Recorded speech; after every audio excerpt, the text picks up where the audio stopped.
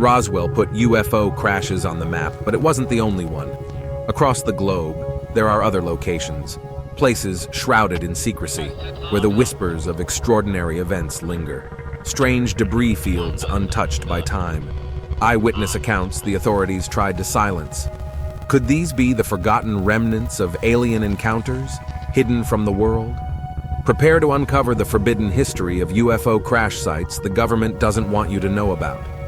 We have the Valensole incident. Everywhere's got to have their Roswell incident, and this one is said to be France's. This sighting was made by a man named Maurice Masse, who was a French farmer, and it took place in July of 1965. One day, before starting work while outside smoking, Maurice witnessed an object coming out of the sky and landing in his lavender field about 200 feet away from where he was. He was, of course, frustrated at someone landing in his field, and figured that it was likely a helicopter that made some sort of unauthorized landing, but as he got closer, things took quite the turn. He realized this was no helicopter and instead was some sort of oval-shaped structure that was standing on 4 legs. In front of the strange craft were 2 figures, just under 4 feet tall. He explained that they were making a sort of grumbling sound and included a brief description of these creatures before explaining that one of them took out a pencil-like device and pointed it at him, which left him completely stuck in his tracks, just frozen in time. As he was stuck there, the creatures got back on their craft and took off, and after about 20 minutes, he finally regained his ability to move. Here's the thing, to me this just sounds like a fantastical story, but there was some kind of physical evidence left behind that I, and many others, can't quite figure out an explanation to. Basically, the craft did end up leaving a mark. There was a hole and a lot of moisture left over from where the craft was. Like I mentioned, this was in the middle of a lavender field. Soon after this area became really hard, almost like concrete, and definitely not like the soil everywhere else in the field, and all of the plants around this area started to die. Analysis of the soil revealed that there was a higher amount of calcium in the soil at the landing site than there was anywhere else. This definitely shows that there was some kind of unusual event, but could Maurice be telling the truth? In our number 9 spot today, we have the Broadhaven UFO sightings. This UFO sighting took place all the way back in 1977, and it started when an entire class of children all claimed to see some sort of object flying through the sky. The children rightfully were confused and excited over what they had seen, but of course the teachers and adults around them believed it was just their wild imaginations making it up. This is when they decided to split all of the children up and have them draw what it is that they saw. While there of course were variations in all of the children's drawings, they all were basically the same thing, which begs the question, did they all really see this thing then? The children weren't the only ones who saw it either. Shortly after their sighting, other local residents began to explain that they had seen something strange flying through the air, including one hotel owner. One of the things that really gets people about this case and these sightings in particular is that all these different people claimed to have seen something at that time, and even though it's been almost half a century, not a single one of them has ever said that it was a hoax or that they were lying about what they saw. They all have the same story they did the day that it happened. In our number 8 spot today, we have Project Grudge Report 13. Okay, so I've read quite a few different UFO sighting stories and stories of alleged alien abductions, and this is fully one of the most terrifying that I have ever heard of. So basically, the story starts off in March of 1956 when Air Force Sergeant Jonathan P. Lovett was assisting Major William Cunningham in the White Sands Missile Testing Grounds near Holloman Air Force Base in New Mexico. The pair were out searching for debris from a recent rocket test when Major Cunningham heard a loud scream. His first thought was that Sergeant Lovett had been bitten by a snake, so he went around to help aid his partner when he allegedly saw something he never expected. He recounted seeing the sergeant being dragged away by some sort of long serpentine arm that had wrapped around his legs. Whatever this creature was, it was connected to a hovering silver disc that was in the air about 15 feet away. The major stood there in horror as he watched this creature and the sergeant retreat into the craft, which then rose vertically into the sky. Of course, he radioed for help, and while he was taken to the hospital for observation, search teams were sent out immediately. It wouldn't happen until 3 days later that they would find the body of Sergeant Lovett only 10 miles from the site where he was said to have disappeared from. The autopsy performed on him later also only raised more questions than answers, as his body was severely harmed. So of course there was an investigation that happened, and many people claim this investigation was detailed in a 600-page document labeled Project Grudge Report 13, but the problem with this is that no official information on Report 13 exists, and the US government denies its very existence. Though Grudge Reports 1 through 12 have been declassified, along with Report 14, no official mention or accounting of Report 13 exists, and the story solely relies on secondhand accounts of the horrible incident. Number 7.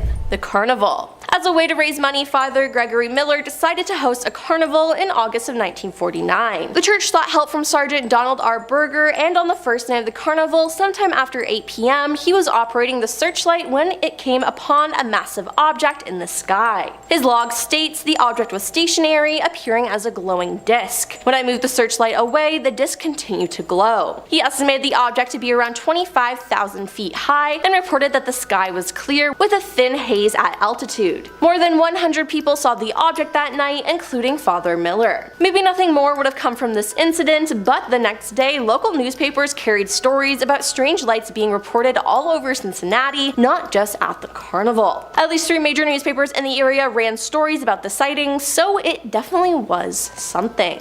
Number 6. 86-mile police chase. In Portage Country in 1966, law enforcement officers from several jurisdictions either witnessed or chased a UFO for 86 miles into Pennsylvania. The incident is considered one of the most thoroughly documented UFO cases on record. Portage County Sheriff Deputy Dale Spar and 2nd Deputy named Wilbur Neff came upon the UFO around 5:30 a.m. on April 17th. They were investigating an abandoned vehicle and they heard a humming or buzzing noise behind them, and they turned to see a UFO hovering just above a nearby tree line. A bright cone-shaped light came from beneath the object, illuminating the ground. They called into dispatch, which told them to keep an eye on the object. Just then, the object began to quickly move away. The two decided to give chase, and near the state line, a local police officer saw the object, followed by Spar and Neff chasing it. He decided to join in on the action. However, a short time later, just as the sun was rising, Spar began to run out of gas, so he and Neff and the local police officer pulled into a gas station where they watched the object ascend several thousand feet into the sky and then straight into outer space, and, well, that was that. Number 5. October 11th, 1973.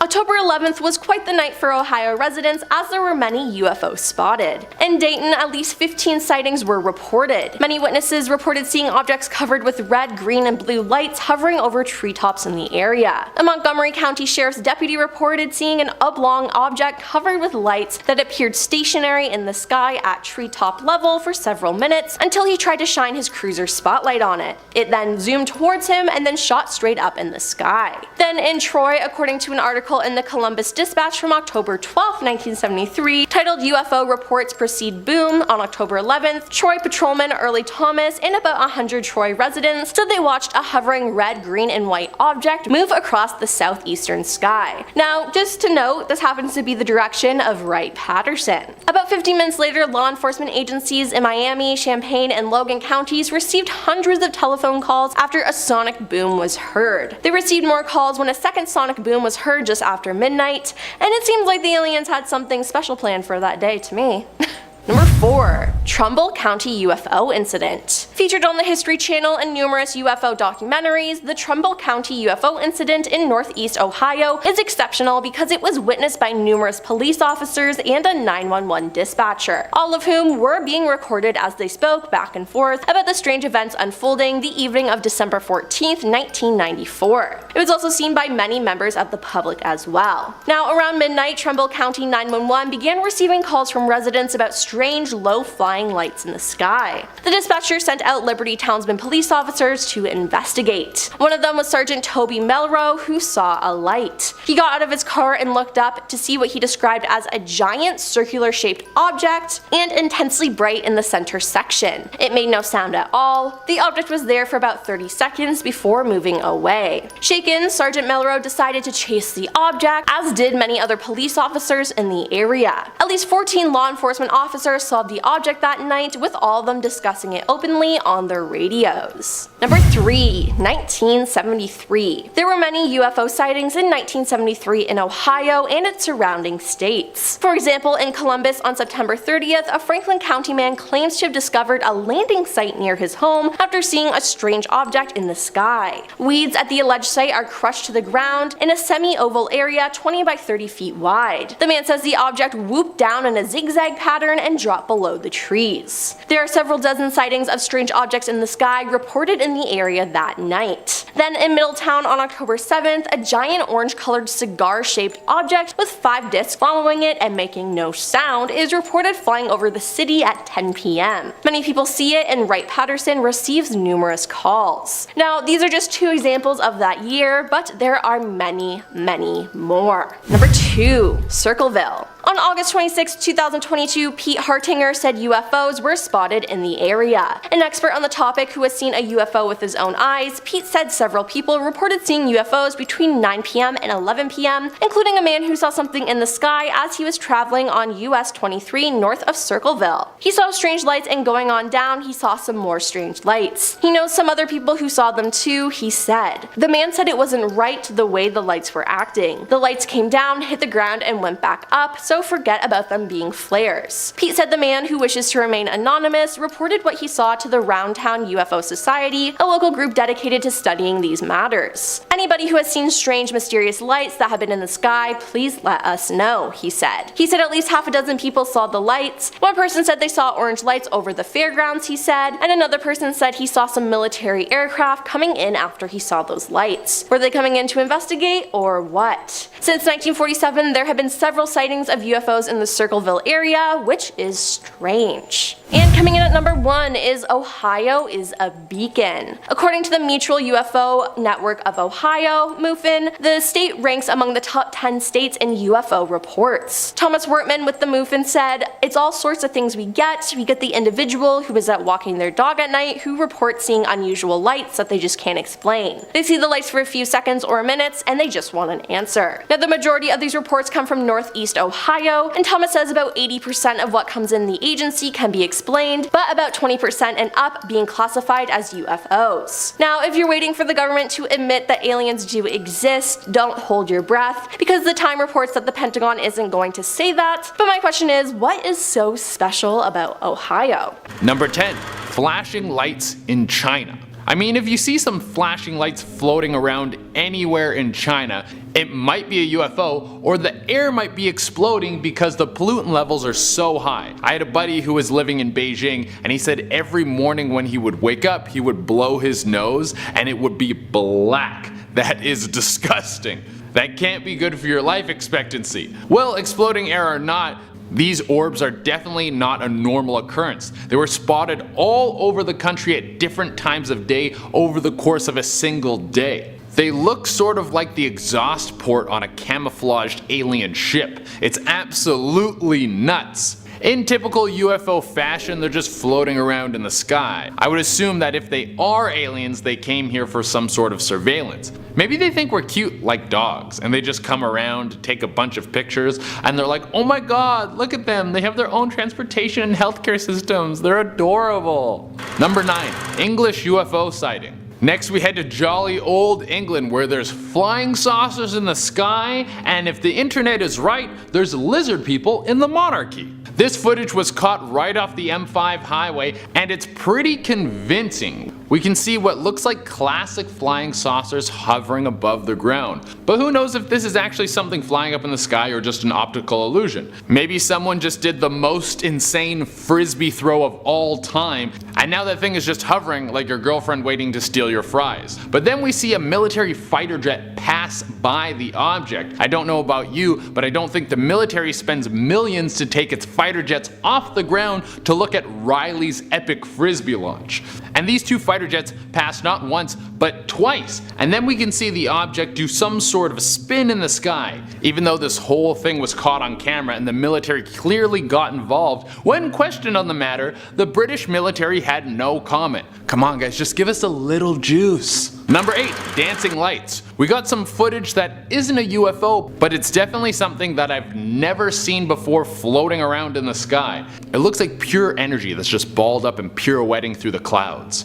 I guess it could be some sort of static energy buildup up there in the sky that's just kind of on the loose, and frankly I'm not smart enough to know whether that is or is not possible. But it does seem to move in a controlled motion. It kind of swims up and down. And out of all the UFO videos I've watched, I gotta say this one is the prettiest. I don't think we're gonna make a list of the most stunning unidentified flying objects, but if we did, this would definitely be high on the list. I bet if you could contain this thing like something you could sell to rich people, it would take the place of chandeliers. This one was also spotted in the UK. It seems like there's something going on over there. Unlike our last video, the military doesn't swoop in and take a closer look. There's some people on the internet who claim this video to be a fake. And if you're out there making fake UFO videos, get a better hobby, man. You're clogging up all the authentic UFO footage. Number 7. Dancing lights. On January 29th, 2023, Canadian air traffic controllers and pilots couldn't identify two white lights moving in a circular pattern reported over Canada's Northwest Territories. Good evening, just wondering, do you got two planes that are just to the east of your field doing circuits or maneuvers? A crew member aboard a Canadian North flight headed to Yellowknife asked air traffic controllers. Negative, I have no reported traffic in the area. The Yellowknife air traffic controller replied, do you have a visual on something? The crew responded somewhat hesitantly, yeah, we're looking at two lights dancing around here to the east of your field. They're above us about I don't know what. We're not seeing them on the TCAS, traffic collision avoidance system, but we can see lights moving around. Then there's a pause before the crew member on the radio back say, we're not crazy. No, we believe you, the air traffic controller replies, and the sighting remains unexplained. Number 6. Over New Mexico. On February 21st, 2021, a pilot flying over New Mexico at the altitude of 37,000 feet reported seeing a long cylindrical object that almost looked like a cruise missile type thing moving really fast over the top of them, according to published audio. American Airlines confirmed that the radio transmission came from flight 2292. The FAA a few days later stated, a pilot reported seeing an object over New Mexico shortly after noon local time on Sunday, February 21st, 2021. FAA air traffic controllers did not see any objects in the area of their radar scopes. Seems like air traffic can never see these objects, but the pilots can, and I can't tell if that's better or worse. Number 5. The coin incident. At 7:30 p.m. on October 18th, 1973, American Airlines Flight 21 encountered a UFO near Mansfield, Ohio, and reported it. This would be the first of dozens of sightings reported in that area that night. However, the most astonishing one took place 3 hours later and became known as the coin incident. Sometime after 10:30 p.m., an Army Reserve helicopter piloted by Captain Lawrence Coyne and a crew of 3 men was flying from Columbus to Cleveland when somewhere around Mansfield they noticed a red light on the horizon. They then realized that the object was heading straight for them at a high rate of speed. Coyne quickly descended to avoid collision, but as the men were preparing for impact, the object came to a halt in front of them and projected a green pyramid-shaped beam over the helicopter. At the same time this was happening, the men reported the helicopter being pulled up towards the UFO. However, it then let go and darted out of sight. The incident lasted 5 minutes. The men described a gray metallic-looking dome-shaped object with a red light on one end and white light on the other. Now, interestingly, after the incident, according to one crew member, the helicopter never worked right again. Now, this whole incident was seen from the ground by a mother and her 2 children who pulled their car over to watch what was going on. They reported seeing the helicopter chasing an object they said looked like a blimp, pear-shaped and as big as a school bus. Number 4. Trumble County UFO Incident. Featured on the History Channel and numerous UFO documentaries, the Trumble County UFO incident in northeast Ohio is exceptional because it was witnessed by numerous police officers and a 911 dispatcher, all of whom were being recorded as they spoke back and forth about the strange events unfolding on the evening of December 14th, 1994. It was also seen by many members of the public as well. Now, around midnight, Trumbull County 911 began receiving calls from residents about a strange low-flying light in the sky. The dispatcher sent out Liberty Township police officers to investigate, and one of them was Sergeant Toby Maloro, who saw a light. He got out of his car and looked up to see what he described as a giant circular-shaped object and intensely bright in the center section. It made no sound at all, and the object was there for about 30 seconds before moving away. Shaken, the sergeant decided to chase the object, as did many other police officers in the area. In total, at least 14 law enforcement officers saw the object at night, with all of them discussing it openly on their radios. Number 3. Navy pilots. Recently, 2 former Navy pilots were interviewed by 60 Minutes minutes on CBS News about a UFO sighting over the Pacific Ocean in 2004. Commander Dave Fravor and Lieutenant Commander Alex Dietrich spotted the unidentified object during a training exercise but were unable to classify it. Dave described it as a little white Tic Tac looking object, adding that it lacked conventional exhaust plumes and had no wings or visible markings. It also moved erratically, the pilot said. In an interview with NBC News, Dave described the 2004 encounter, calling the object the strangest, most obscure thing I've ever seen flying. As soon as we look down, we see the white water, and then we see this white Tic Tac. It's pointing north-south, and it's just going forward, back, left, right, he said, adding that it was bouncing around like a ping pong ball. Dave said he approached the mysterious object to take a closer look, and it began mirroring his movements. Then when the pilot got within half a mile of the UFO, it suddenly vanished. My question is, what was he going to do if he got closer? This whole story is just crazy. Number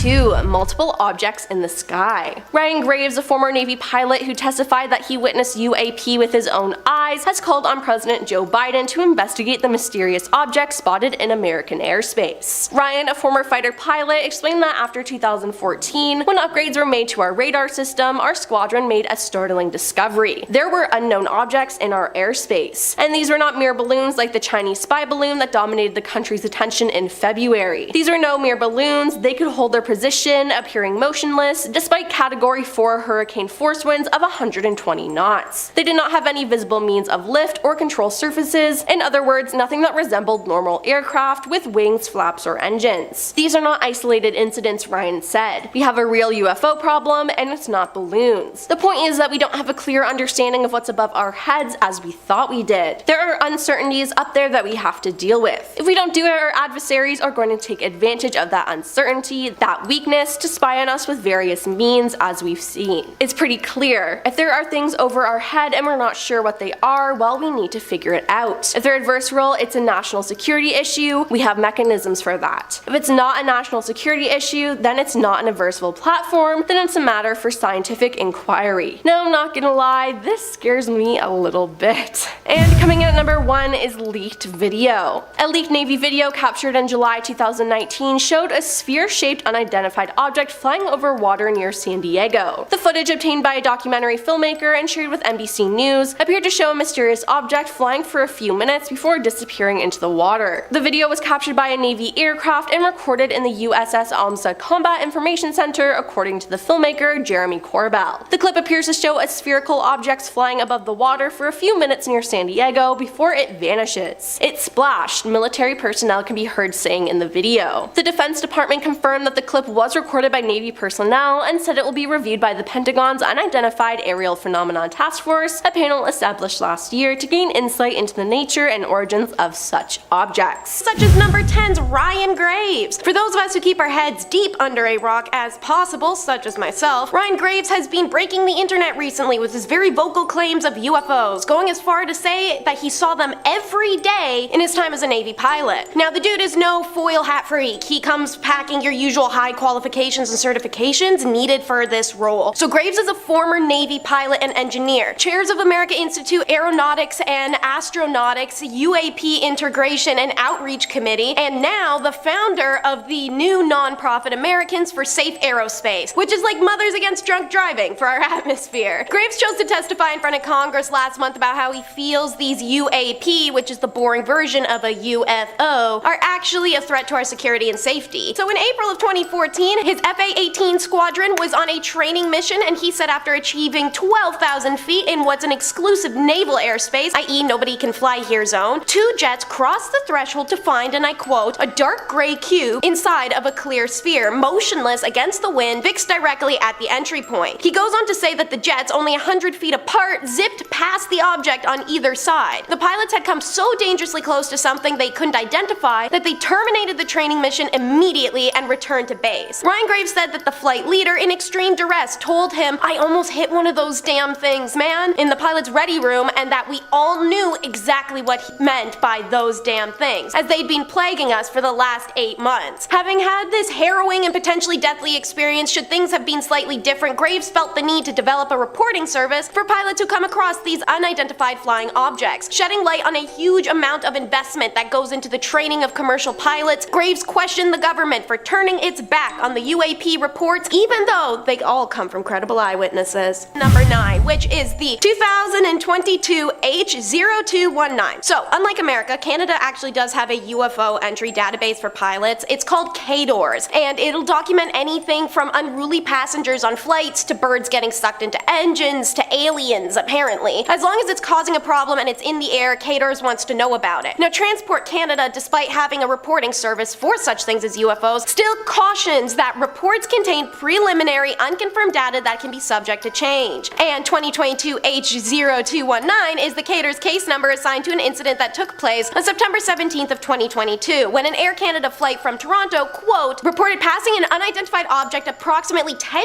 feet above the captain's window while making a left-hand bank at 1,300 feet just an hour before sunset. The report continues to mention that the flight crew couldn't identify the object, which is confusing seeing as it's 10 feet from the captain's window, and they went on to land without further incident. Now, the report wraps itself up with that, and trust me, if you visit the KDORS log, it's vague at best. But now you have a bit more context as to why they have that subject to change warning on their website. I'm not saying they would casually omit details, but you really think something was 10 feet away from the pilot and the airline's attendants' faces and they couldn't ID it? On to number 8, which is 2022 02794. Another KDORS flight sighting. So, there is quite literally no shortage of them. According to CTV, from unidentified objects to strange lights, Canadian aviation officials receive at least 16 unusual reports in 2022, including 11 from pilots flying for Air Canada, WestJet, Virgin Atlantic, United, and more. This report was made by NAV Canada on November 12th of 2022. It was a cargo freighter flying from Chicago to Frankfurt, Germany overnight. The route taken brings the pilots right overhead northeastern Ontario, where good things grow. The KDORS document, which was entered a few days after the incident, states that the pilots reported seeing lights that were moving eastward at the same speed as the aircraft while flying in the dark. Now, there's no further information on this one, but I sure wish there was. Number 7, splash zone. Imagine you're a good, God-fearing fisherman in Spain, and then you see some crazy thing flying through the sky, and it makes you question God and everything you ever trusted. This footage is crazy. It was taken in Spain off the coast of the Galicia region, and it shows some sort of UFO blast over a fisherman's boat out in the middle of the ocean, and then boom! The whole thing plunges underwater. This is absolutely insane. You see a massive splash from the aircraft entering the water. The speculation around this is that there is secret underwater alien bases. Like, duh, that's why we know more about the moon than we do about the ocean floor, because the government is hiding all the cool aliens down there and they don't want us to hang out with them. I mean, it would be the best place to hide them. Unless you've got a state-of-the-art submarine, which is super hard to get on Craigslist, there's no way you're gonna find anything. Number 6, fire in the sky. Remember that list I made up of top 10 most stunning unidentified flying objects? Well, this one would definitely be on the list too. This thing looks super cool. It makes it look like there's a fire in the sky. Now, I couldn't dig up that much information on this, and I mean, this is grainy cell phone camera footage of what might be an alien spacecraft, so whatever I dig up off the internet is just probably an educated guess like my own. But it seems like this UFO could be doing one of 3 things. It could be doing some sort of repairs. Maybe it entered our airspace because it was a safe place to stop and do a little pit stop checkup. The ship could also be doing the opposite, on its way down for a crash landing. Or 3, it could possibly be dumping something. As you watch through the footage, it almost looks like a crop duster leaving a trail behind. I'm sure whatever an alien spaceship is dusting our planet with is harmless, don't worry about it. Number 5, Boy Scouts. You're just trying to be a good Boy Scout and learn a bunch of stuff about the Catalina Channel, and then nearly 100 UFOs appear out of nowhere and your Scoutmaster is too busy looking at them instead of teaching you about how to tie new knots or whatever Boy Scouts do, I don't really know. Well, this happened to Alan Bergholt in 2013. He saw the sky light up with UFOs, and then they started diving into the Catalina Channel, which further reinforces the possibility of the underwater UFO theory. We've been looking for UFOs in space and they've been right under our noses this whole time. Number 4, surprise. Holy, this one is probably one of the best pieces of UFO footage I have ever seen, and we're only on number 4.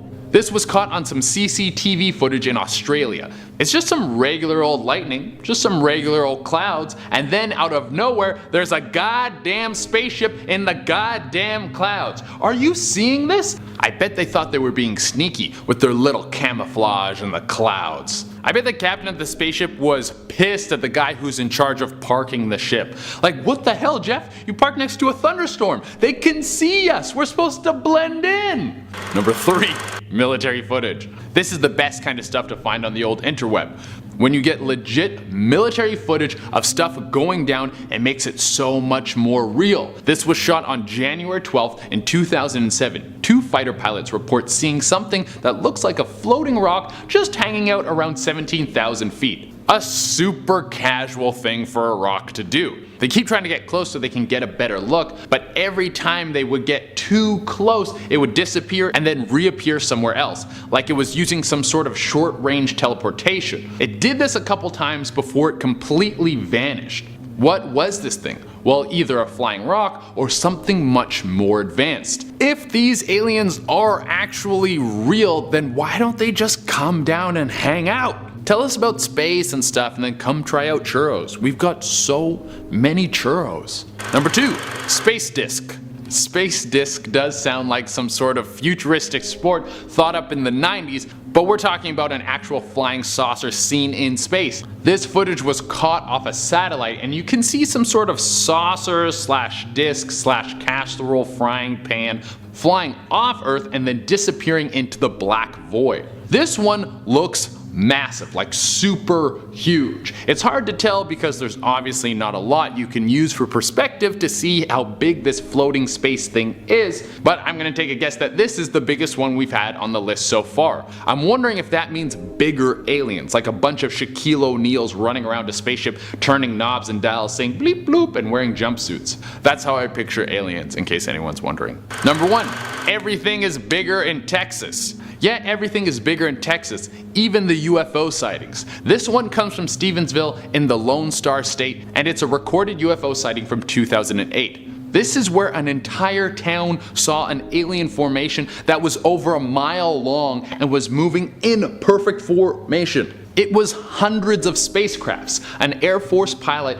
who saw this insane happening said that these ships were moving at speeds of up to 3,000 miles per hour and never broke their perfect parallel lines. The Air Force tried to say that they were doing some formation practice with 10 fighter jets that night, but the people were like, nah dude, we saw hundreds of spacecrafts. None of them look like a 1016 fighter jet. This is like when you find out the truth about Christmas and your parents are like, no, Santa did it. Just tell me the truth, dude. I may look stupid, but I'm only a little stupid. Starting off this list in our number 10 spot, we have the Lake Huron UFO. Just this past weekend, on Sunday, February 12th, US officials were able to confirm that the Air Force and the National Guard had downed a UFO that was seen over Lake Huron, which has a shoreline that is shared by the US state Michigan as well as the Canadian province of Ontario, where I am right now. Representative Alyssa Slotkin, a Michigan Democrat, not only confirmed the downing, but also took to Twitter to write, quote, "Great work by all who carried out this mission both in the air and back at headquarters. We're all interested in exactly what this object was and its purpose." Of course, this only worked to fuel rumors over what exactly this UFO could actually be or where it came from. The Department of Defense is said to have been tracking the flying object for some time before it decided that action needed to be taken in order to get the object out of airspace. So far, while there still hasn't been any confirmations of what exactly this object was, it has been described as a, quote, octagonal structure. Right now, recovery efforts of the debris is underway, but as of filming this, there have been no official reports of what exactly this UFO might have been or where it came from. In our number 9 spot today, we have the Yukon UFO. On Saturday, February 11th, just a day before the Lake Huron UFO, a US fighter jet shot down this unidentified flying object that was in the skies above Yukon, a Canadian territory. Prime Minister Justin Trudeau took to Twitter to let Canadians know that he had ordered the, quote, takedown of an unidentified object that violated Canadian airspace. In an effort to take down the UFO, both Canadian and US aircrafts were scrambled, and Air Force members took to the sky to execute the successful downing of the object. Canadian forces are now working to recover and analyze the wreckage of this UFO to hopefully identify its origin. The North American Aerospace Defense Command, also known as NORAD, had initially detected the object flying at a a high altitude over Alaska on Friday evening, and on Saturday is when it crossed into Canadian airspace. Pentagon Press Secretary Brigadier General Pat Ryder explained that, quote, a US F-22 shot down the object in Canadian territory using an AIM-9X missile following close coordination between US and Canadian authorities. Both Canadians and Americans are on high alert with this UFO, considering it is just one of the many that have been taken out of airspace in the last couple weeks alone. Like I mentioned before, right now the Canadian Armed Forces and the Royal Canadian Mounted Police are working on recovering the wreckage, but the FBI will also be working closely with the RCMP during the investigation. In our number 8 spot today, we have the Alaska UFO. Okay, we're doing like a reverse timeline for these few points because now we are talking about the Alaska UFO that was shot down one day before the Yukon UFO. It was like Alaska, Yukon, Lake Huron. On February 10th, an F-22 US fighter jet shot down an unidentified object over the waters near Alaska. The object was said to have been caught flying at an altitude of 40,000 feet and was deemed a, quote, reasonable threat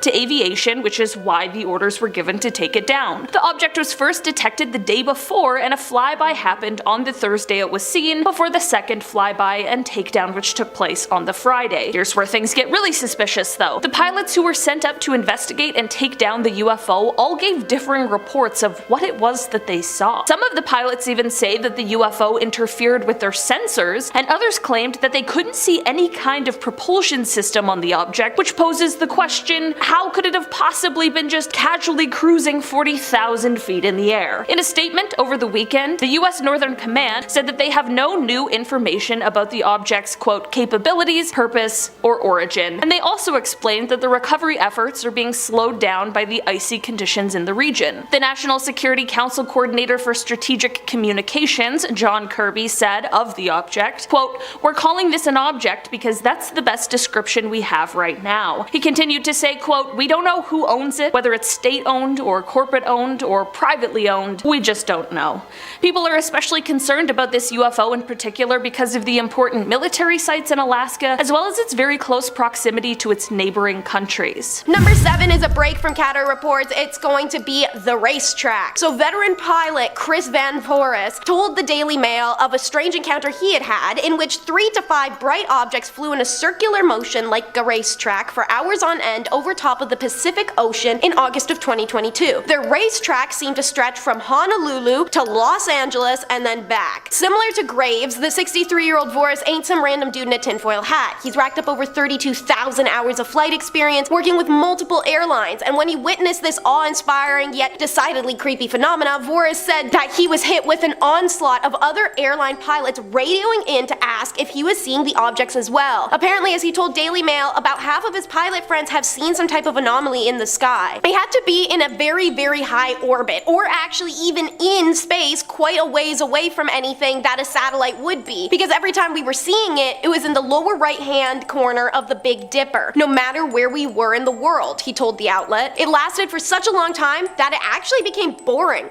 Almost. Van Voris' employer, whose name is withheld, forbade him from speaking about the incident. However, that hasn't kept him from running his mouth, claiming to have also seen 3 flying discs in a triangular formation back in 2004. Number 6 will be the letter response. After tackling the dragon that is paywalls, I was able to scrape together the details of a letter written by Art Sabosky, entitled A Pilot Explains UFOs for the Last Time. Now, to save you guys some time and the paywalls, Art's letter is essentially him complaining that he spent 45 years as a pilot and hasn't seen boo, and all his pilot friends haven't seen anything either, therefore no pilot could have ever seen anything ever, and if they have, they're either Mary Jane smoking or visually impaired. Essentially, you could title his letter, I am mad other professional aviators have seen something and I haven't. Now, the whole argument of if I haven't seen a thing, therefore it does not exist is pretty much the argument of UFO non-believers. This is why Ralph Lowinger was quick to fire back a response. So UFOs don't exist because you and your friends haven't seen one? I know they exist because I was a co-pilot of a Pan-American cargo flight with 5 crew members who clearly saw their formation. It was on a crystal clear moonless night over Nova Scotia's south coast, and we all watched and saw the same thing through different panes of cockpit glass. Their dance was from another world. It lasted 5 minutes and terminated with the most dazzling feat of aerodynamics we have ever seen. I have now retired to the largest fly-in community in the world, in which many highly trained observers know that UFOs are real. Cataracts and floaters aside, aside. Lowinger and other crew members never reported their sightings, but their story did come to light in 2011. Number 5 will be the skydivers. So this story comes out of the Virginia pilot Julius Figueroa in July of 2022. Julius had served in the Navy as a pilot for 2 years before getting a job in the Midwest as a skydive pilot. What would be considered an everyday venture, loaded up with his usual adrenaline junkies trying to touch the clouds, Julius and his passengers experienced a different kind of adrenaline-invoking experience. We were climbing 10,000 feet, and at around 4,300 feet, I was looking into the distance and this thing caught my eye, Figueroa said. It started getting closer and it was approaching me about 15 feet to my left heading north. Figueroa goes on to say that the object was spherical golden orb that was flying very fast, but interestingly, he reported that you couldn't see the object when you looked at it directly. Other pilots have reported the same thing during their encounters, and it does sound like an explanation for what happened even in our first story, where Graves' team didn't notice the flying anomaly until they were about to crash into it. Julius said that the object was the size of a small car, and without realizing it, he started turning his plane to the left. As the object passed by, Figueroa said he started yelling, causing the other people in the back of the plane to look out the window. 3 of the skydivers see it, including one of the instructors, Figueroa says. By the time I turned the plane, it was already on the horizon, and shortly after, the object was gone. Figueroa contacted air traffic control and asked them if they'd seen a drone on radar, to which they said they didn't. He called again and described the object he saw and asked if they had seen it. To quote him, there was a long pause on the other end, and then they said they didn't see it. Number 4 will be the Passover, and not the one with the matzo and the karpas. I'm still full from the last one. I'm talking about the weird and very underdocumented occurrence from June of 2023 in which a pilot in Toronto reported, and I quote, seeing a person in a wingsuit flying at an altitude of 13,000 feet. Now, articles did mention that this incident was filed with Transport Canada. However, even after spending hours searching KDORs, I was unable to find a report or provide a case number. But to give you an idea why this reporting is so weird, aside from everything about it, A, who uses a wingsuit nowadays? And B, this altitude actually breaches the death zone. For those of us who don't climb Mount Everest in our free time, the death zone is to refer to the point at which an altitude's lack of oxygen becomes insufficient to sustain human life. The average person tends to die around altitudes of 8,000 feet and higher, and it's all attributed to the physical capabilities of cellular oxygenation. So what does that mean? Aliens. Number 3 is gonna be our last CADORD report of the list. It is 2022-1004. Where? Kitchener-Waterloo area. For my viewers outside of Canada, it's a few hours drive from Toronto, Ontario, and it's a lovely little college town chock full of frat boys, geese, and hockey. And now, apparently, their new claim to fame is that there's some aliens all up overhead. During the daylight hours of May 28, 2022, local police were notified after multiple reports were received by local traffic of an unidentified object, possibly a balloon or a radio-controlled plane, at 3,000 feet and 7 nm south of Kitchener-Waterloo, Ontario. It's incredibly frustrating trying to pursue more knowledge or information on this sighting, as unfortunately its documentation is limited to what I just told you. You'd think there have been so many witnesses and reports between pilot and citizens alike, perhaps there'd be more statements. What I did learn, however, is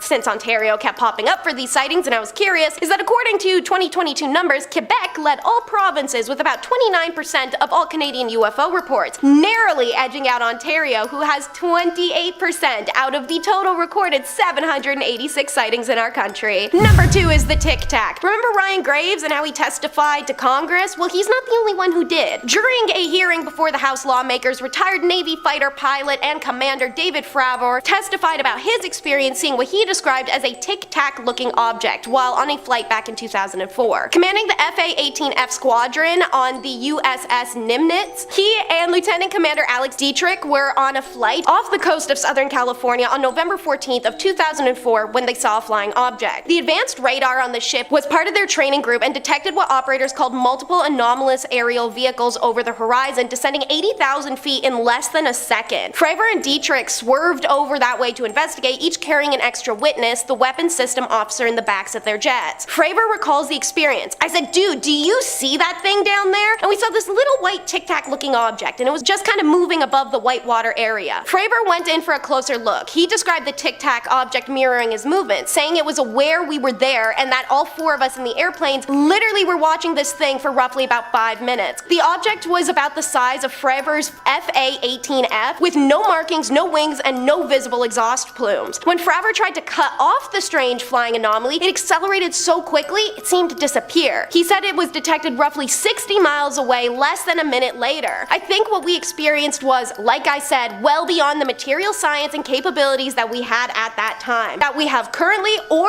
that we're going to have in the next 10 to 20 years.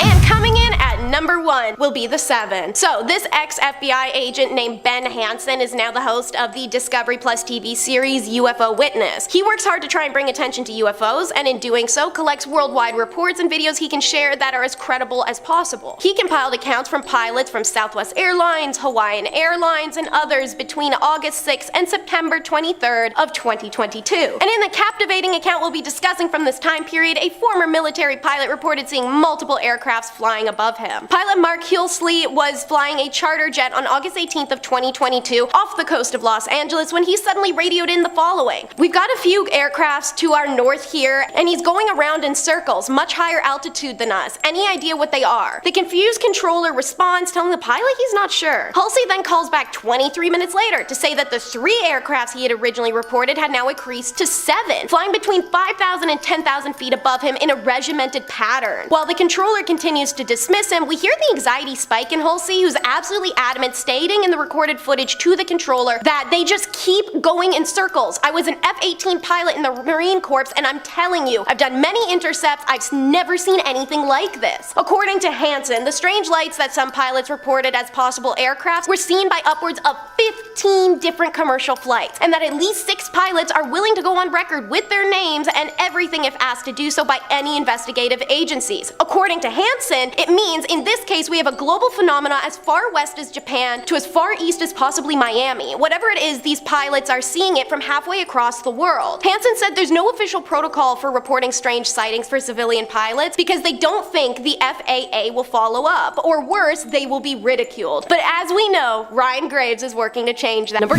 10. Triangle object. The Defense Department has confirmed that leaked photos and videos of an unidentified aerial phenomenon taken in 2019 are indeed legitimate images of unexplained objects. Photos and videos of triangle-shaped objects blinking and moving through the clouds were taken by Navy personnel, Pentagon spokeswoman Sue Go said in a statement to CNN. She also confirmed that photos of 3 unidentified flying objects, one spear-shaped, another acorn-shaped, and one characterized as a metallic blimp, were also taken by Navy personnel. As we have said before, to maintain operation security and to avoid disclosing information that may be useful to potential adversaries, DoD does not discuss publicly the details of either the observations or the examinations of reported incursions into our training ranges or designated airspace, including those incursions initially designed as UAP, she said. She also said that the Identified Aerial Phenomena Task Force, created to investigate UFO sightings observed by the military, has included these incidents in their ongoing examinations. Number 9. Drone footage. On April 19th, 2023, the Pentagon released another video featuring MQ-9 drone footage from the Middle East depicting a UAP. In the footage dated July 12th, 2022, which the US Defense Department shared online, the US military's MQ-9 Reaper drone somewhere in the Middle East, exactly where wasn't disclosed, can be seen monitoring a strange metallic silver orb-like object flying around below it at some seemingly high speeds while the drone's camera tries to follow it. This footage is significant because while there have been previously declassified US military footage of UFOs, those were all taken by pilots in manned aircrafts. This one, however, was taken by a drone. However, this isn't the only time this particular UFO has been seen. Apparently, there has been many other sightings of a strange metallic orb in the Middle East. Sean M. Kirkpatrick, director of the Pentagon's All-Domain Anomaly Resolution Office, told a Senate Armed Services subcommittee that it resembled a small metallic orb. He added there isn't an explanation for, but the reason for is due to lack of available data. It is going to be virtually impossible to fully clearly identify that just based on that video, he said, according to ABC News. Number 8.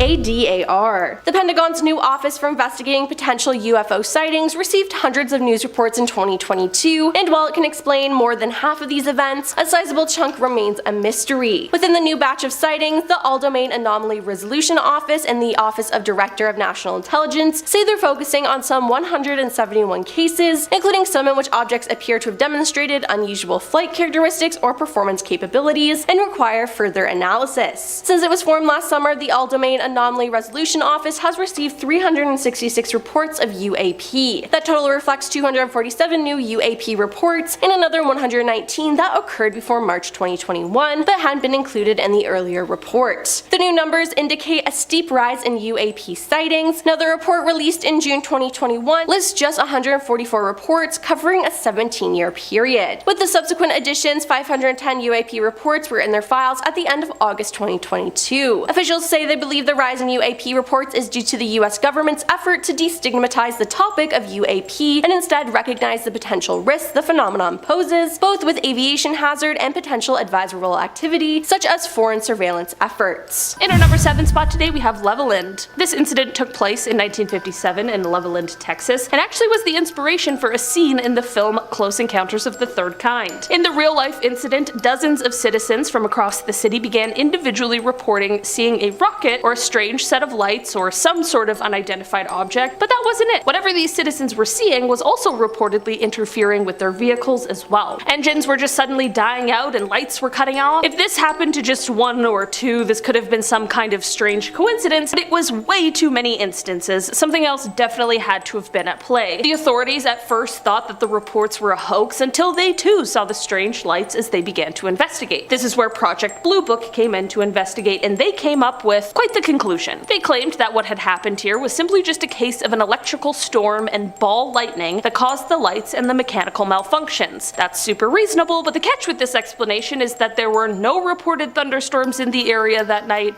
at all. I'm just saying, something here clearly isn't adding up quite right. In our number 6 spot today, we have the Air Force disappearance. On the night of November 23rd, 1953, near the Canadian-US border, the United States Air Defense Command noticed a blip on their radar where there shouldn't have been one. This was showing that there was some sort of unidentified object that was in restricted airspace over Lake Superior. In response to this, an F-89C Scorpion jet was sent to investigate with 2 crew members. First Lieutenant Felix Moncla was piloting the craft, while Second Lieutenant Robert Wilson was observing the radar. Once in the air, the pair had trouble tracking the object, which kept changing its course, which then led to ground control helping to direct them. The jet pursued the unknown object for 30 minutes as it closed in on it at 500 miles per hour. After a while, the 2 blips on the radar, one being the unknown object and the other being the investigating jet, converged into one point, and then suddenly the radar return from the F-89 simply just disappeared from ground control's radar scope. Shortly after this, the radar blip that was from the unidentified object also veered off and then vanished. The men who were sent to investigate in the jet never returned from the mission, and there was never any wreckage found signifying an accident despite extensive searches. The men and the jet just disappeared completely. It is said that the explanations for the disappearance that have been released throughout the years have changed and flip-flopped in what they say happened, so at this point no one has any idea what truly happened here. In our number 5 spot today, we have the Roswell incident. This whole rigmarole started in 1947 when some sort of a crash took place near a ranch in Roswell, New Mexico. Shortly after this, the Roswell Army Airfield released a statement saying that they had recovered a flying disc from the ranch, but the Army quickly retracted the statement and said that it wasn't that, but instead was a conventional weather balloon. This was a little sketchy, but most people just let it slide until the 1970s. What happened in the 70s is that a retired lieutenant colonel began to speak out. In an interview with a UFO researcher, he said that the weather balloon story was a cover-up and that alien remains were actually recovered from the crash site. There were both first and second-hand witnesses who claimed that not only were there at least one, but possibly more alien spacecrafts that had crashed at the scene, but also that extraterrestrial remains were also recovered by the military, who then began to engage in a cover-up. In 1994, the story changed from a weather balloon to nuclear test surveillance balloon from Project Mogul, and it was stated that the stories of the alien bodies were probably just test dummies that had been dropped from high altitudes. I'm not gonna lie, this whole thing sounds a little sketchy. I obviously wasn't there, so I can't say for certain what happened, but someone is definitely lying about it. In our number 4 spot today, we have the Foo Fighters. On a late November evening in 1944, nearing the end of the Second World War, Lieutenant Fred Ringwald was riding as observer in a night fighter that was being piloted by Lieutenant Ed Schluter with Lieutenant Donald J. Myers on radar. The men were in the Rhine Valley, which sits north of Strasbourg on the French and German border, when Lieutenant Ringwald saw something. He said, quote, "I wonder what those lights are over there in the hill." When the rest turned to look, they saw 8 to 10 fiery orange glowing lights. They checked with the ground radar, but nothing was registering. The men thought that there was a chance that these lights could be some kind of air weapon, so they turned themselves to be ready to fight, only to have the lights suddenly vanish. The 3 men who experienced the strange lights at first didn't tell anyone about what they saw because they feared being ostracized by those around them. This all changed, however, when stories of similar sightings began to spread through their unit. As it would turn out, many other pilots and flight crews experienced these same orange glowing lights, and one pilot even experienced a strange cigar-shaped flying object in this scenario. In this instance, the UFO was described as, quote, "a wingless cigar-shaped object glowing red just a few yards off the plane's wingtip." Lieutenant Krasny, justifiably spooked, instructed the pilot to attempt evasive maneuvers, but the glowing object stayed right next to the jet for several minutes before it, quote, "flew off and disappeared." Throughout the years, the explanations for what these people saw have ranged from things like combat fatigue to the works of Nazi astrophysicists, so at this point,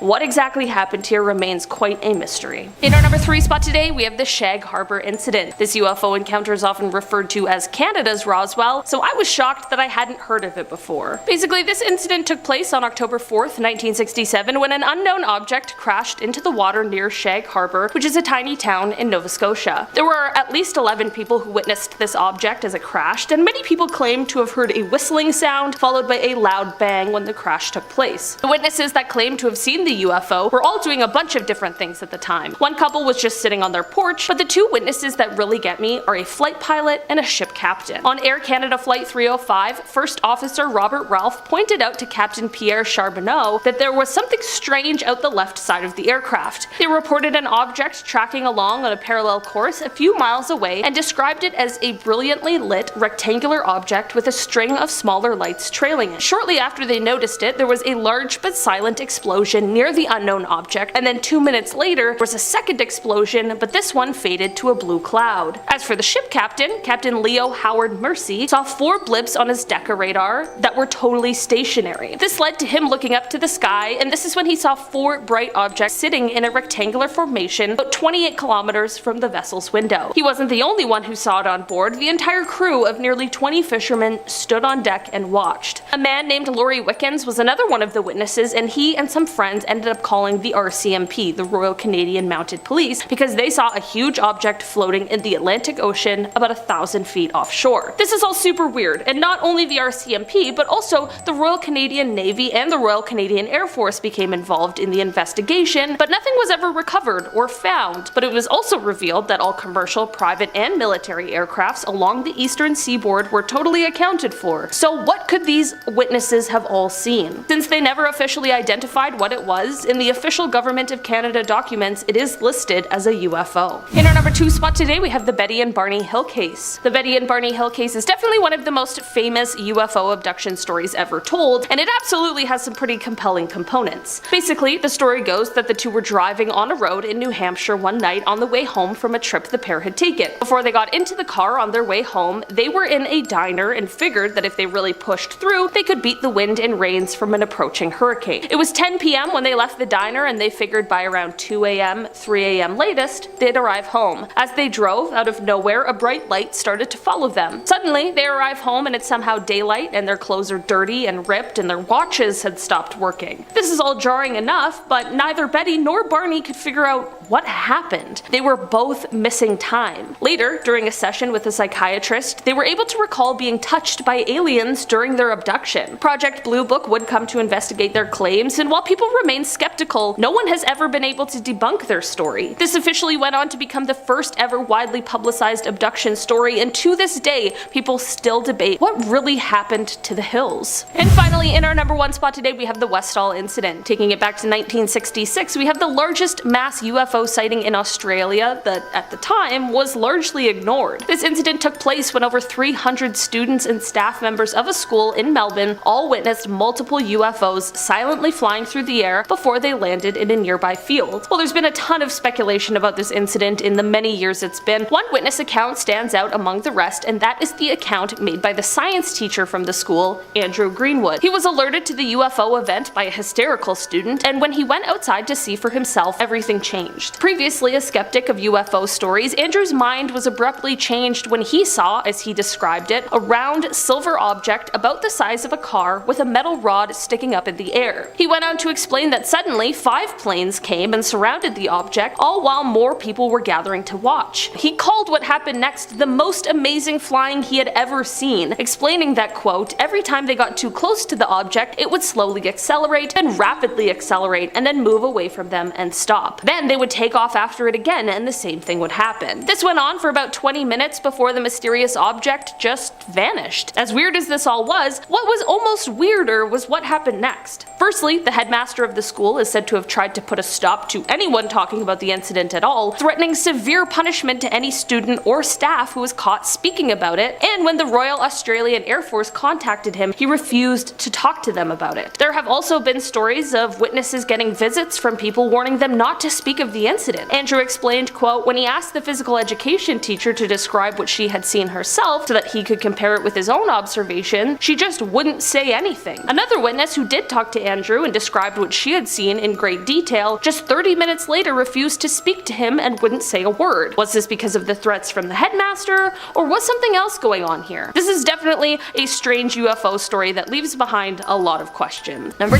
10. Recent sighting. Middletown was shaken by an extraordinary event last month as residents reported witnessing a display of rotating green lights hovering above them. The inexplicable sighting, which occurred around 10:30 p.m., left many in awe and pondering the possibility of extraterrestrial activity. One individual, Caden Little, managed to capture the event on video while on Jerry Couch Boulevard. Caden described his initial reaction as a mix of fear and fascination, exclaiming, "I instantly thought like we're under attack by aliens. It was scary." Fortunately, the lights abruptly disappeared without any hostile action, providing some relief. Eyewitnesses, including Bryce Garrick, observed the lights rotating in a clockwise motion before swiftly darting across the sky and vanishing. The bewildering speed at which the lights maneuvered ruled out the possibility of drones, according to Brian Simpson, president of the Cincinnati Astronomical Society. So what was it? Who knows, but my bet is aliens. Number 9. The coin incident. At 7:30 p.m. on October 18, 1973, American Airlines Flight 21 encountered a UFO near Mansfield, Ohio, and reported it. This would be the first of dozens of sightings reported in the area that night. However, the most astonishing one took place 3 hours later and became known as the coin incident. Sometime after 10:30 p.m., an Army Reserve helicopter piloted by Captain Lawrence Coyne and a crew of 3 men was flying from Columbus to Cleveland when, somewhere around Mansfield, they noticed a red light on the horizon. They then realized that the object was heading straight for them at a high rate of speed. Coyne quickly descended to avoid collision, but as the men were preparing for impact, the object came to a halt in front of them and projected a green, pyramid-shaped beam over the helicopter. At the same time this was happening, the men reported the helicopter being pulled up and towards the UFO. However, it then let go and darted out of sight. The incident lasted 5 minutes. The men described a gray, metallic-looking dome-shaped object with a red light on one end and white light on the other. Now, interestingly, after the incident, according to one crew member, the helicopter never worked right again. Now, this whole incident was seen from the ground by a mother and her 2 children who pulled their car over to watch what was going on. They reported seeing the helicopter chasing an object that they said looked like blimp, pear-shaped, and as big as a school bus. Number 8. Earliest photographs. A photo taken in St. Paris, Champaign County in 1932 is considered one of the earliest possible photographs of a UFO ever recorded. It shows George Sutton, a local resident, and what appears to be a classic UFO-shaped object over his left shoulder. Skeptics say the object is simply a street lamp, but according to the folklore that surrounds this image, there were no electric streetlights along this road in 1932, nor are any wires or poles visible in the image. Now, this photo is intriguing because it predates the flying saucer craze of the late 1940s and 50s. It was taken before the alleged Roswell UFO crash in 1947, and it was 6 years prior to the broadcast of the War of the Worlds in 1938, when some people believed aliens were attacking Earth. In other words, the person who took this photograph either captured a street lamp, a real UFO, or was way ahead of the curve in terms of pulling off a good hoax. But I'd like to think it's a real UFO. In our number 7 spot today we have the balloon. On February 4th, it became public knowledge that officials were monitoring a strange object in the sky that they claimed had entered airspace above Alaska on January 28. They monitored the object as it later drifted from Idaho southeast to the Carolinas before the decision was made to take it down. This operation was carried out and the object was shot down. As it turns out, this object was realized to be some kind of a balloon. The balloon is said to have been about the size of 3 buses, and it was flying at an altitude of around 60,000 to 65,000 feet. Authorities were able to discover that the origin of this object was from China, but there are conflicting accounts of what its purpose might have been. China has maintained that the device was a civilian aircraft that strayed into American airspace, but senior American officials are seemingly believing that the balloon was originally supposed to conduct surveillance. Many believe that the spying was to be done over US military bases in Guam and Hawaii, but winds carried it off course to Alaska, Canada, and finally the United States mainland, where it was then shot down. Whatever this balloon was for, I'm just glad that we know what this one was and where it had come from, because some of these other recent UFOs are just too mysterious. In our number 6 spot today we have the classified report. We are just scratching the surface of our time in 2023, but already there were some crazy announcements, including one regarding a report that was delivered to Congress from the Director of National Intelligence. Basically, since August of last year, there has been a total of 510 quote unidentified aerial phenomena observed in protected airspace or near sensitive facilities. According to the report, 26 of these were described as drones, 163 were labeled as balloons or balloon-like entities, and 6 were described as clutter, whatever that means. This is all fine and well, but the concern sets in when we consider that this leaves 171 sightings unaccounted for, some of which, quote, appear to have demonstrated unusual flight characteristics or performance capabilities. It's also important to note that the majority of these sightings are coming directly from Navy and Air Force pilots. Here's the thing, what we as the public know is only a 12-page declassified summary of the actual real secret report that was delivered to Congress. Only time will tell if we ever find out what the rest of the report includes or what will happen with further investigation into the 171 sightings, but hopefully if answers do arise, one day we'll find out. In our number 5 spot today we have the 2021 UFO. On February 21st of 2021, a blogger was using a radio scanner to try and pick up from an aircraft when he received much more than he ever expected. He intercepted the transmission of the wrong aircraft, but at the right time. As an American Airlines flight was headed from Cincinnati to Phoenix around 1:19 p.m., the pilot came on the radio to ask the question, "Do you have any targets up here? We just had something go right over top of us." After this, he followed up with, "I hate to say this, but it looked like a long cylindrical object that almost looked like a cruise missile type of thing moving really fast right over the top of us." Not only were FAA air traffic controllers not able to see any object in the area on their radar scope, but they still have been unable to identify exactly what it could have been. This does happen more often than any of us really know, and it is possible that the object could have been a part of some covert military or Navy operation, but it certainly raises some alarm bells that it was unable to be tracked in any sort of capacity. I wonder if this is one of those stories that will remain a mystery, or if one day we'll get some sort of answers as to what exactly happened here. In our number 4 spot today we have the 2023 sighting. This UFO video was taken recently on January 22nd, and the video was posted to Reddit by a user called MaxKeller96, and with the video they gave some context. Quote, "My sister, dad, and I were out hiking near Picket Post when one of us noticed something glimmering near the mountain, so we stopped to look at it. All I could really make out is that it was a small bright dot in the sky. After a good 15 seconds of staring at it, just silently hanging in the air, trying to figure out what the was, I started recording. Sorry it's shaky, I could barely see my phone screen and was trying to get a good look at it with my own eyes. It then dropped 2 flare-looking things, though my sister swears she counted at least 3, and then it instantly sped off, heading south-ish. Up until that point, I thought it might have been a helicopter or a drone, as there's a lot of military/Air Force-based stuff out here, but there's no way anything can accelerate that fast. We all lost sight of it nearly instantly after video cuts, and we were all properly freaked out about it. I've replayed the video probably 100 times and tried showing it to everyone I know, and no one had any idea what it could be other than a super high-end drone. If you think you know, please let me know. After watching the video also probably 100 times, I can definitely say that I have no idea what they all saw that day, because I also really don't think it was a drone. I also have to say that this video even gathered people together on Reddit, and that is no easy feat. Redditors are ruthless, and often very skeptical, and still people are pretty on board and confused over what this could have been. In our number 3 spot today, we have the USS Princeton UFO. This UFO sighting comes from 2004, but footage of it was released in 2017. On November 14th of 2004, the USS Princeton noticed an unknown aircraft of some sort that was about 100 miles off of the coast of San Diego. For 2 weeks prior to this crew had been tracking a strange flying object that would start out around 80,000 feet before extremely quickly dropping to hover right above the Pacific Ocean. Black Aces Commander David Fravor and Lieutenant Commander Jim Slate of Strike Fighter Squadron 41 went over in 2 fighter jets in order to kind of scope out the situation, and when they arrived,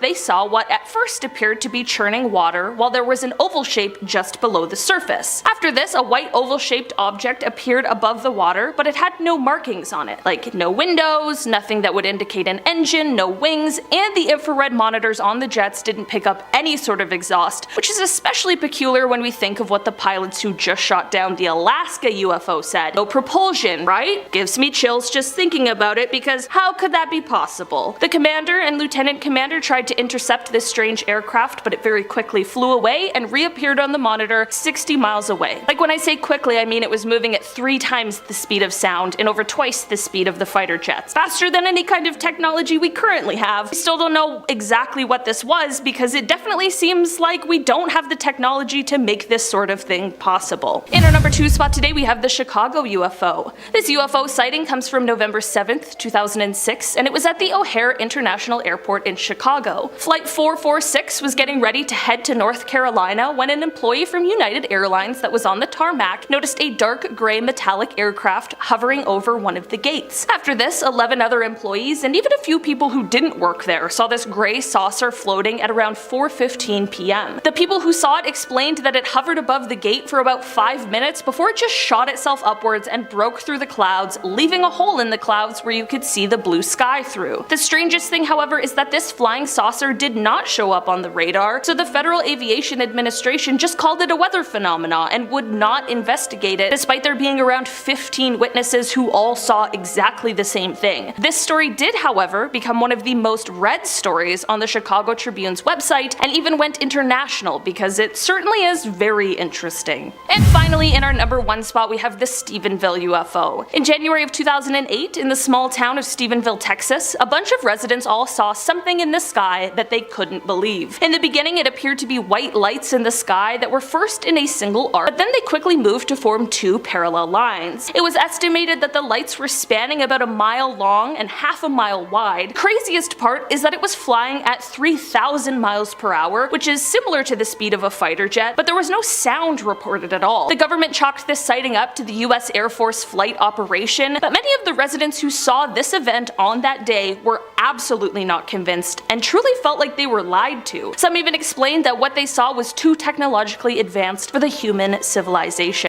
If you enjoyed these UFO crash sites, then you have to check out part 1 of this series. We got UFO and alien evidence all around the world, so check out this video to see even more crazy stuff. Click the video. Now what are you waiting for?